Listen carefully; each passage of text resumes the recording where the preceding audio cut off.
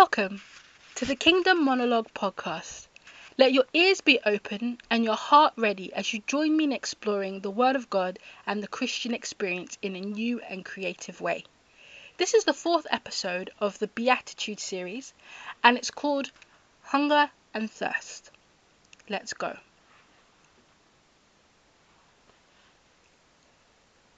Things changed in my marriage. Everything about it. Our communication, our day-to-day living. I honestly thought that there was infidelity because he was different. My husband was different. He would wake up earlier than me, get dressed, be ready for the day, help with the kids, no complaints. An easy smile on his face, humming a song, and a pep in his step. I didn't understand it.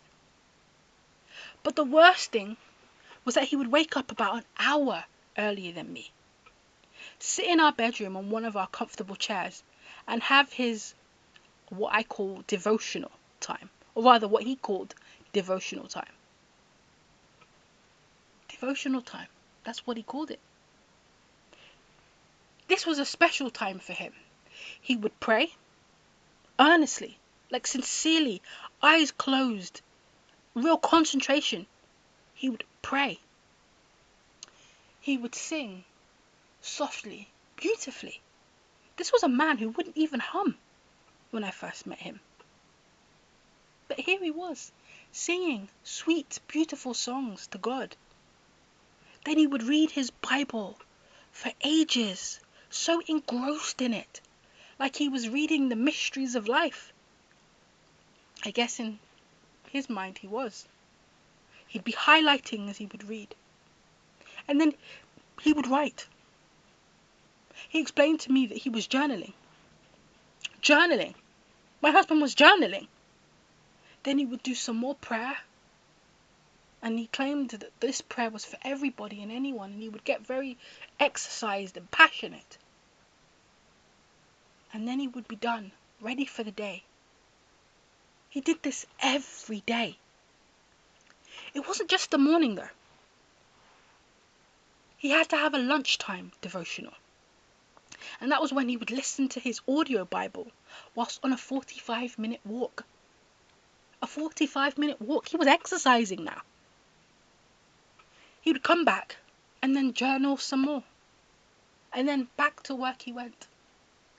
We were both fortunate that we could work from home. So it meant that he could do this without problem, without interruption. He would have us say grace before dinner. He decided we should have a family Bible study before the kids went to bed. And the kids loved it. He made the Bible sound so exciting, so interesting, so fun. And then he had us do a couple's prayer. And he took the lead in that.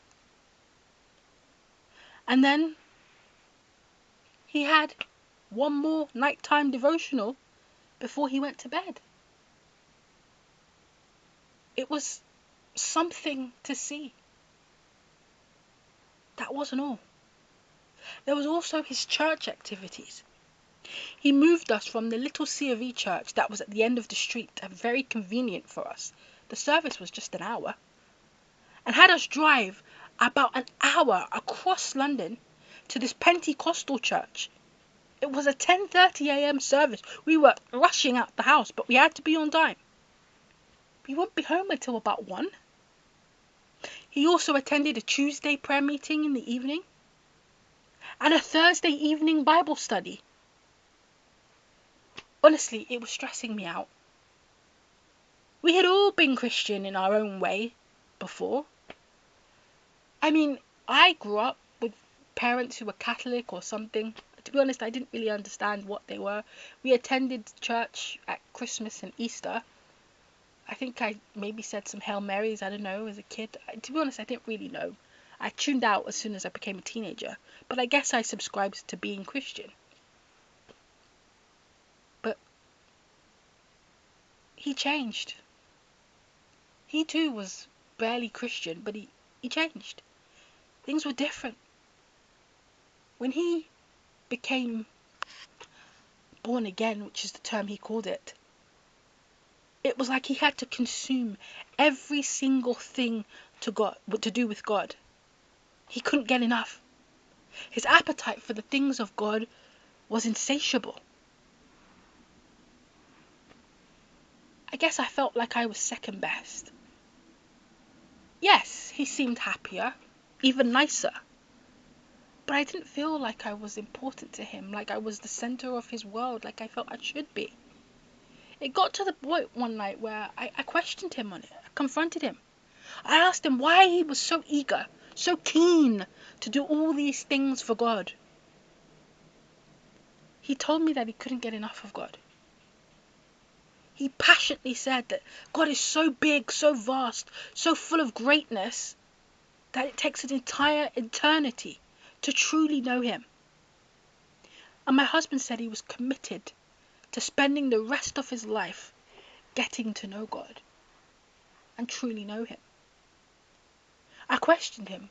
I said, what about me and our family? What about your commitment to knowing us? He said that he could now know me better, love me better, love us, our family better, because he experienced God in a new way. He knew love in a new way. He said he had a hunger and thirst for God and for his righteousness, God's righteousness, and it meant that he could spend even more meaningful and quality time with us, his family. I still wasn't convinced and was still hurt. And I said I felt like I was not his priority. He looked me gently, lovingly in the eyes. He took my hands and he sat me down. And he said earnestly that before he had even really begun this relationship with God, none of us were his priority. Not me, not the kids. He was his own priority. He reminded me of what things were like before he became born again, or saved, as he said. Looked back at our relationship. He pointed out that before this change, he barely had time for us, and he was right. He was rarely checked in or tuned into the family. He was grumpy a lot. He was stressed a lot because of work. I thought back and reflected on it. I realized he was right. The way he was before he became saved wasn't any better. Time passed, and I really began to see the beauty in who my husband had become and was becoming. The loving nature he developed.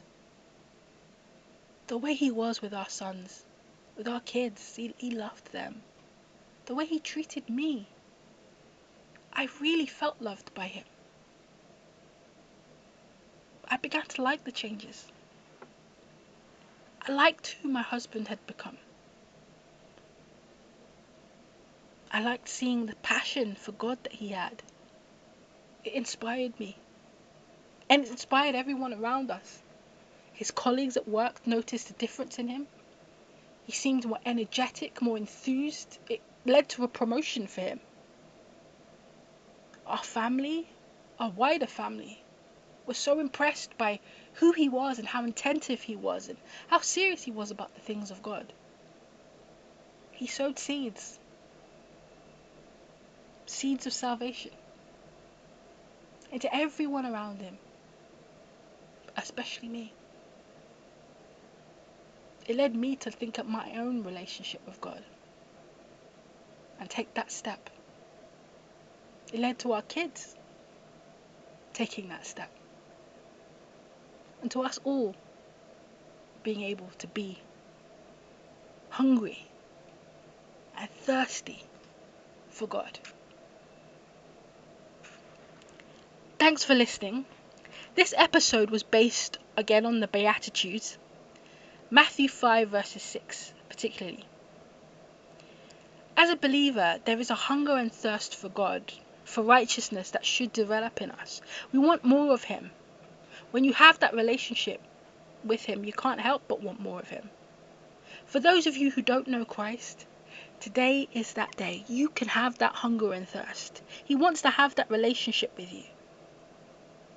And let this hunger and thirst be birthed. God bless.